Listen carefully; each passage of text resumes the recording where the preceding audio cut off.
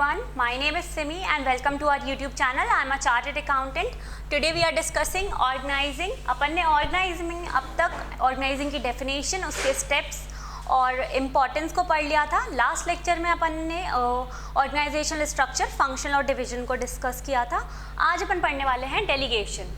So first thing, what is delegation? Delegation means जब routine task जो management जो superior होता है वो अपने रूटीन टास्क को जब असाइन करता है अपने सबऑर्डिनेट्स को, that is basically delegation. Delegation refers to कि जो सुपीरियर है वो ओवरबर्डन विद वर्क नहीं हो, रूटीन टास्क से ओवरबर्डन नहीं हो, वो अपने ज़्यादा इंपॉर्टेंट टास्क पे फोकस कर पाए, इसलिए डेलीगेशन प्रोसेस अपन अप्लाई करते हैं ऑर्गेनाइजेशन में.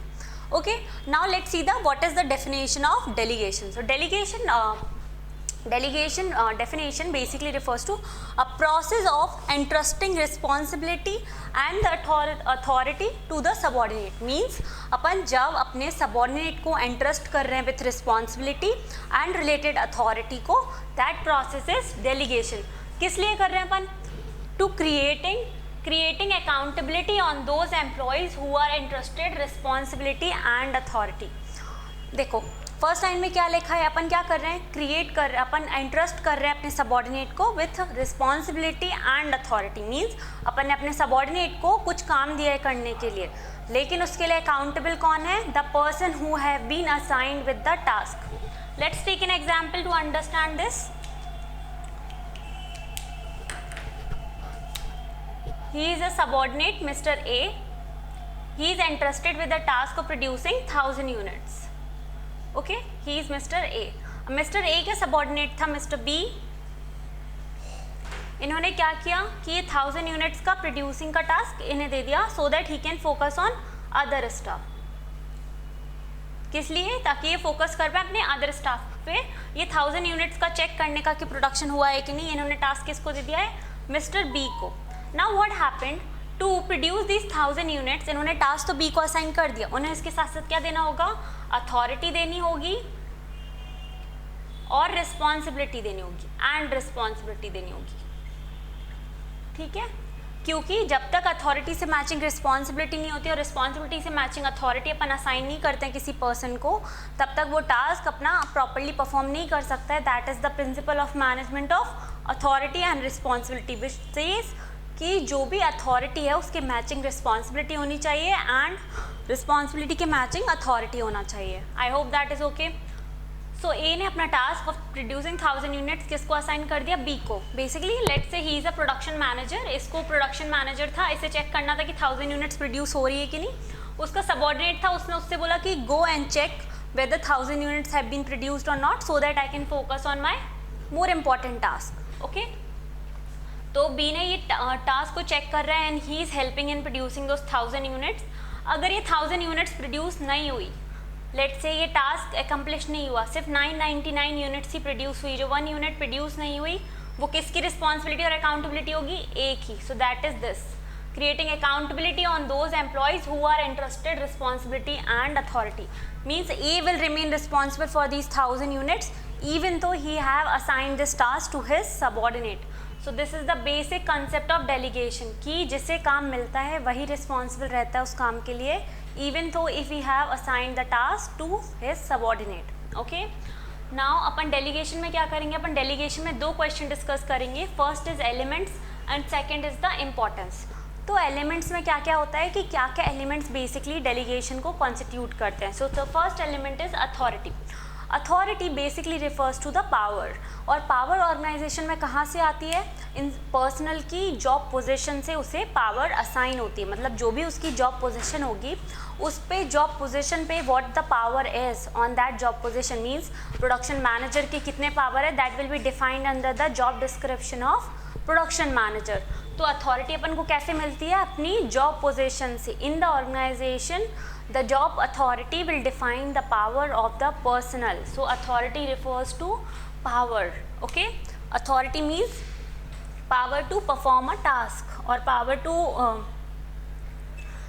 assign a task, power to give direction to the subordinates, that is authority. Now responsibility क्या होती है? Responsibility basically refers to obligation.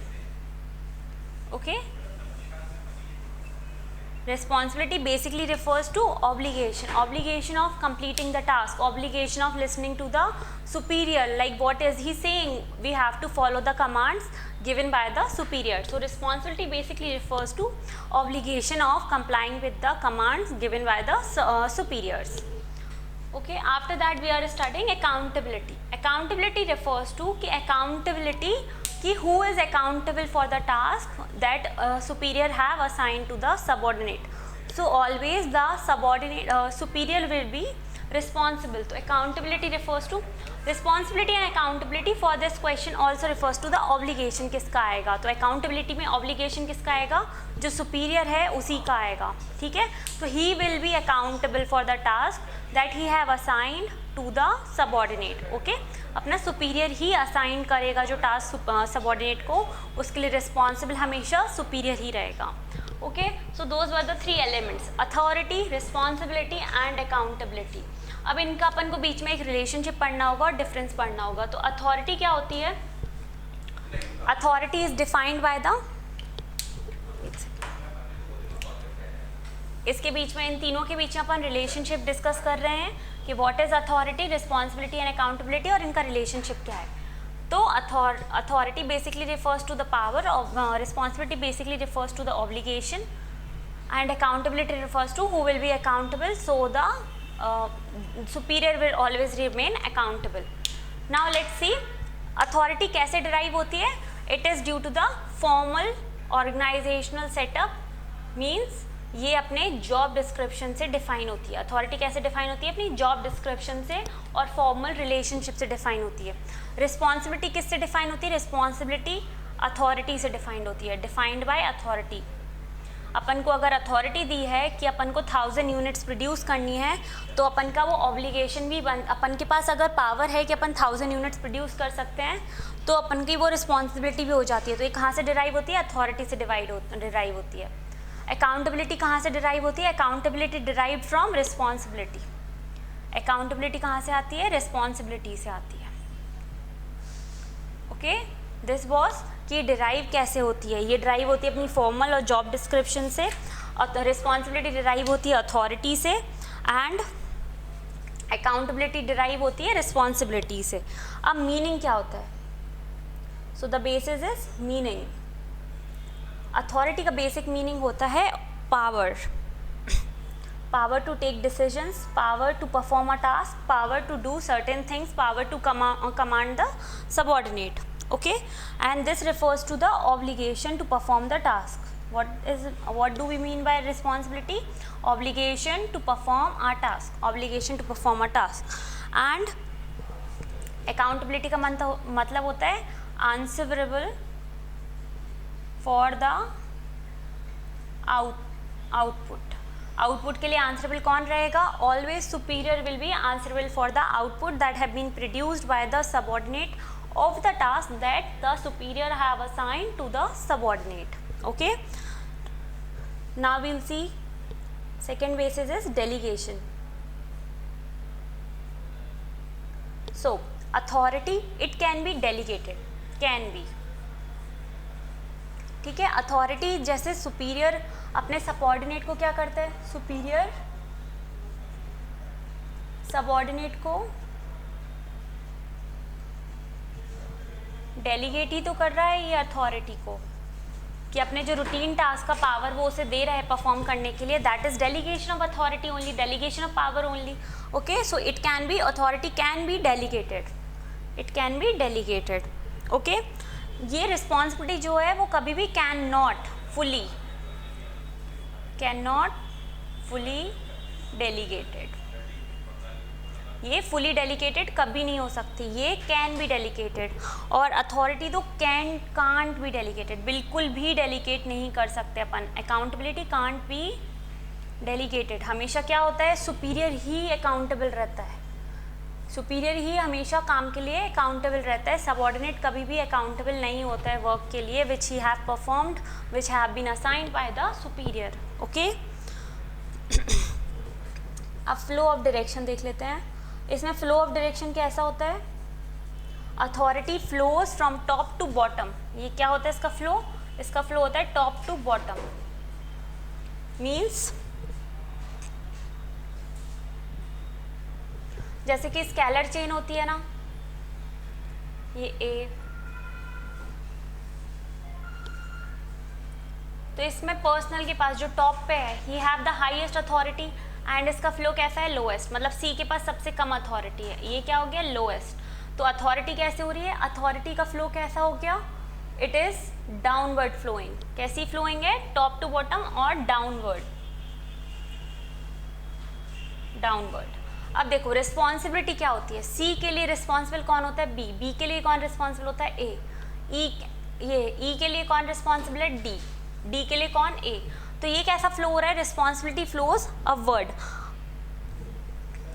इसका फ्लो कैसे हो गया, अपवर्ड। रिस्पॉन्सिबिलिटी हमेशा टॉप पे फ्लो होती है। लेट्स टेक एन एग्जाम्पल कि जो बच्चे होते हैं उनके लिए रिस्पॉन्सिबल कौन होता है, उनके parents. Same way in the organisation superior के सबऑर्डिनेट के लिए रिस्पॉन्सिबल कौन होता है, सुपीरियर, उसका सुपीरियर उसके सुपीरियर के लिए रिस्पॉन्सिबल। ओके, तो रिस्पॉन्सिबिलिटी का फ्लो कैसा हो गया, upward, it flows upward. Accountability भी कैसे होती है, पेरेंट्स ही अपने बच्चों के लिए अकाउंटेबल भी होते हैं। सेम वेज जो मैनेजमेंट है उसमें superior will always be accountable for the works done by the subordinate, so it is also flows, it also flows upward. Okay, it also flows upward. ये इसका बेसिस था origin. So the origin of his formal job or the job description. Okay, इसका क्या था, authority से origin होता है इसका. And the last one is इसका origin होता है responsibility से. ओके, तो अब तक अपन ने क्या पढ़ा है कि व्हाट इज डेलीगेशन। तो डेलीगेशन बेसिकली रिफर्स टू कि अपने सबऑर्डिनेट को अपना पावर असाइन करना, अथॉरिटी और रिस्पॉन्सिबिलिटी से इंटरेस्ट करना, that basically refers to delegation. Superior जब अपने रूटीन टास्क के लिए रूटीन टास्क अपने सबऑर्डिनेट को असाइन कर देता है, अपन उसी क्या बोलते हैं, delegation. Delegation is a very important concept in the organisation. अगर ऑर्गेनाइजेशन में एक मैनेजर सारे टास्क खुद ही परफॉर्म करने की सोचेगा तो उसके पास मोस्ट इंपॉर्टेंट टास्क के लिए वो टाइम ही नहीं होगा, राइट। इसलिए वो क्या करता है, जो भी रूटीन टास्क होते हैं वो असाइन कर देता है, डेलीगेट कर देता है टू हिज सबऑर्डिनेट। उससे उसके पास इंपॉर्टेंट वर्क के लिए ज़्यादा टाइम बच जाता है, बिकॉज टाइम कैसा होता है, limited. Okay, then we have seen authority, responsibility, accountability का रिलेशनशिप। तो ऑरिजिन कैसे होता है, अथॉरिटी का ऑरिजिन होता है on the basis of the formal line और job description. Job description authority को डिफाइन करता है, पावर को डिफाइन करता है। रिस्पॉन्सिबिलिटी का बेसिस ऑफ ऑरिजिन क्या होता है, अथॉरिटी से रिस्पॉन्सिबिलिटी जनरेट होती है। और अकाउंटेबिलिटी का बेसिस क्या होता है, responsibility is the basis for accountability. Okay, after that we have seen what is the meaning of authority. Authority means power, responsibility means obligation, accountability means who is answerable, means answerability refers to accountability. Then we have seen delegation. So authority can be delegated, responsibility can be delegated in some proportion, but accountability it can't be delegated at all. Then we have seen the flow of direction. Flow कैसा होता है, जहाँ authority flows from top to bottom, okay, and the responsibility flows from low to bottom to top, okay, because अपन से senior अपने लिए responsible होते हैं, उनके सीनियर उनके लिए रिस्पॉन्सिबल होते हैं। So it always flows upward, and then accountability it also flows upward. I hope that is okay to you. Now we are discussing the importance of delegation. So first importance of delegation is effective management. तो delegation की वजह से क्या होता है, management effective हो जाता है. इफेक्टिव मैनेजमेंट कैसे होता है, जब मैनेजर ने अपना रूटीन टास्क किसको असाइन कर दिया है, रूटीन टास्क उसने असाइन कर दिया अपने सबऑर्डिनेट को, so he have now more time to manage the other important stuff, to create more new methods, to innovate new technology. Okay, तो इससे क्या हो जाता है, इफेक्टिव मैनेजमेंट हो जाता है. डेलीगेशन अपन को हेल्प करता है इफेक्टिवली मैनेज करने में ऑर्गेनाइजेशन, क्योंकि अपन रूटीन टास्क में इन्वॉल्व नहीं है, अपन अदर इम्पॉर्टेंट कॉन्सेप्ट्स पे भी ध्यान दे सकते हैं within the organisation. Second is employees development. Employees development क्यों बोल रहे हैं, जब एक सुपीरियर अपने सबऑर्डिनेट को ट्रस्ट करके अपना टास्क असाइन करता है, it helps in employees development. Employee को क्या मिलती है, अथॉरिटी मिलती है to perform the task that have been performed by the superior. तो वो ट्राई करता है कि वो बेटर डिसीजन मेकिंग ले, और उसका डेवलपमेंट होता है while taking those decisions in regards to the job regards to the task that have been assigned by the superior. Okay, so that was the second point, employees development. Third one is motivation of employees. So see, ये जो तीनों points है ना, these are somewhere related to employee only. Okay, they all three are related to employees. First one was employees development. Employees development क्यों? क्योंकि वो superior का task perform कर रहा है, तो अब उसे अपने रूटीन टास्क के साथ साथ सबऑर्डिनेट एक जो एडवांस टास्क है जो उसे सुपीरियर ने असाइन किया है वो भी परफॉर्म कर रहा है. इसकी वजह से क्या हो रहा है? उसका डेवलपमेंट हो रहा है. तो that is why employees development. Second, it is related to the psychological factor कि मोटिवेशन ऑफ एम्प्लॉयज़ मिलता है. मोटिवेशन ऑफ एम्प्लॉयज़ कैसे?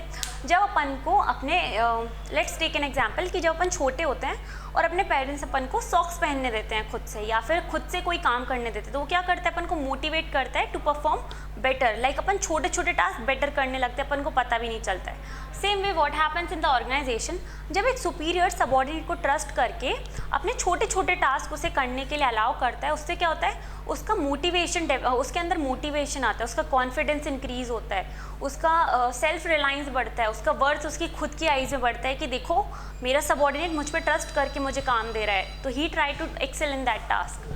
So that is motivation of employees. Means psychologically it also help the subordinates to do better in the work that have been assigned by the superior.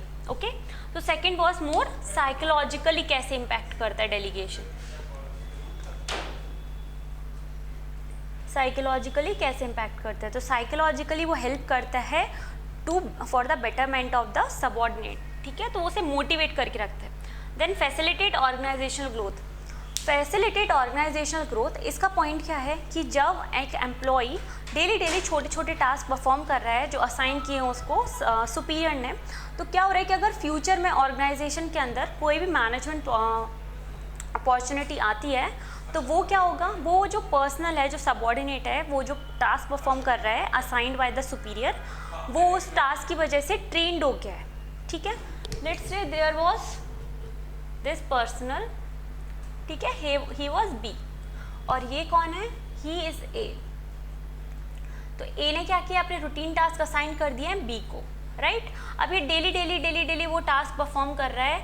Now there is certain day जहाँ पे ए ने job छोड़ दी, या फिर एक new organisation उन लोगों ने न्यू ब्रांच ओपन किया जहाँ पे एक मैनेजर की ज़रूरत है, या फिर कोई भी रिलेशन है, तो वहाँ पे जो बी है ना वो जाके अपनी इस ट्रेनिंग की वजह से हायर हो जाएगा. क्या हो जाएगा? क्योंकि इस ट्रेनिंग ने जो उसे उसके सुपीरियर ने दी है, उस ट्रेनिंग ने उसे ट्रेन कर दिया है for the betterment future, for better future, और जो भी ग्रोथ वाली पोजीशन आती है फ्यूचर में वो उसके लिए अप्लाई कर सकता है. Okay, so that is facilitate organisational growth. Facilitate organisational growth basically refers to कि जो सबऑर्डिनेट है वो गिवन बाय द जो ट्रेनिंग उसके सुपीरियर ने उसे दी है, उससे ट्रेंड हो जाता है for future opportunities. Okay, future opportunities either arises in within the organisation और आउटसाइड द ऑर्गेनाइजेशन, उनके लिए क्या हो जाता है? ट्रेंड हो जाता है.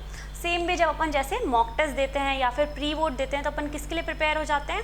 अपने फाइनल वोट्स के लिए. तो same way is facilitate organisational growth. So first one was effective management, that was refer to the superior. ये किससे रिलेटेड पॉइंट है कि अपने सुपीरियर को बेटर तरीके से टाइम मिल जाता है मैनेज करने के लिए other stuff rather than focusing on the routine task. फिर ये तीन पॉइंट किससे रिलेटेड है? These all related to employees, कि एम्प्लॉय का डेवलपमेंट हो रहा है, मीन्स ये उसके normal day to day life के बारे में बोल रहे हैं कि उसका डेवलपमेंट हो रहा है.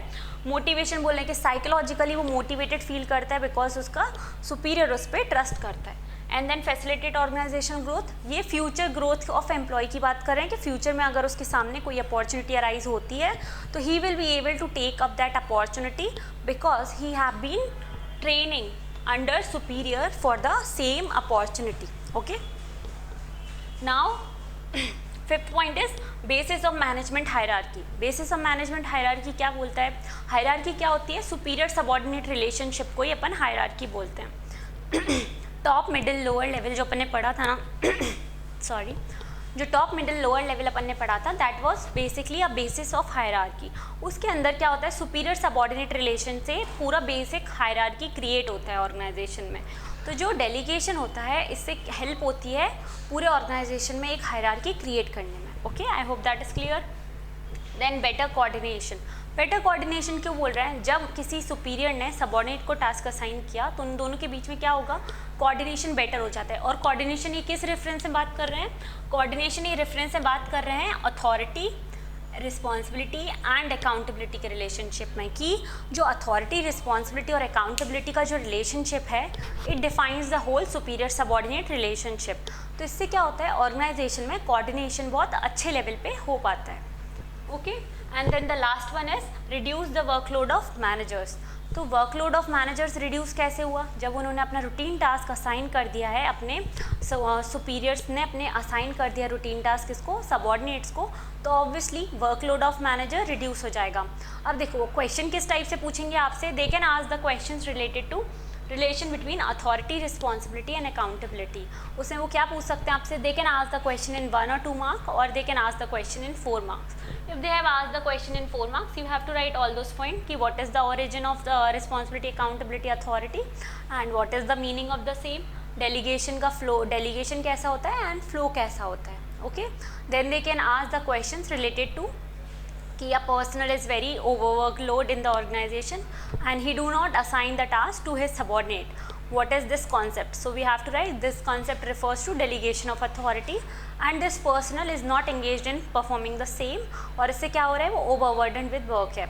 और they can directly ask the questions related to importance of delegation, but mostly वो आपको case study बेसिक questions देंगे इसमें, कि एक पर्सनल है वो ओवरबर्डन विद वर्क है और वो असाइन नहीं कर रहा है अपना टास्क टू अदर पर्सनल और है सुपीरियर, और सुपीरियर सबऑर्डिनेट को टास्क असाइन नहीं कर रहा है। तो व्हाट इज़ दिस कॉन्सेप्ट? उसके इंपॉर्टेंस बता दो, उसके एलिमेंट्स बता दो। ओके, तो remember this concept, it's very important. Delegation, it is a process of entrusting responsibility and authority to the subordinate and creating accountability on those who have been assigned with the responsibility and authority। इसमें सबसे important चीज़ जो याद रखनी है अपन को, that is accountability। तो accountable कौन होता है? accountable always be superior। कौन होता है? superior हमेशा accountable होगा। ओके, it doesn't matter कि superior ने टास्क असाइन कर दिया है किसी को, हमेशा रिस्पॉन्सिबल कौन होगा? एक सुपीरियर ही रिस्पॉन्सिबल होगा। जो टास्क उसने असाइन, अपने सुपीरियर ने टास्क इवन तो असाइन कर दिया है किसे? सबऑर्डिनेट को, लेकिन सबऑर्डिनेट की परफॉर्मेंस के इर्रिस्पेक्टिव में वो कौन रिस्पॉन्सिबल होगा? सुपीरियर की। अच्छा परफॉर्म हुआ या बुरा परफॉर्म हुआ हो, सुपीरियर हमेशा उसके लिए रिस्पॉन्सिबल होगा। I hope that is okay to you. So we have discussed delegation, elements of delegation, that is authority, responsibility, accountability. Accountable will always be superior. Then we have discussed the importance. First one was effective management. 3 was related to employees. First one was employees development. Second one was motivation of employees, facilitation of growth, and then 2 related to these. This one reduces the workload of manager. This was related to the superior. Then better coordination and basis of management hierarchy. Okay, so there were total 7 points related to the importance of delegation. I hope this much is clear to you. In the next lecture we will complete this chapter by completing centralization, decentralization, importance of decentralization, and then we will revise this chapter completely because it's a big chapter. Okay, अपन इसको पूरा एक summarise chart बना लेंगे अपन last lecture में, जिससे आपको इस चैप्टर को कोई भी कंफ्यूजन नहीं रहेगा। Okay, thank you. Please like and subscribe to our channel.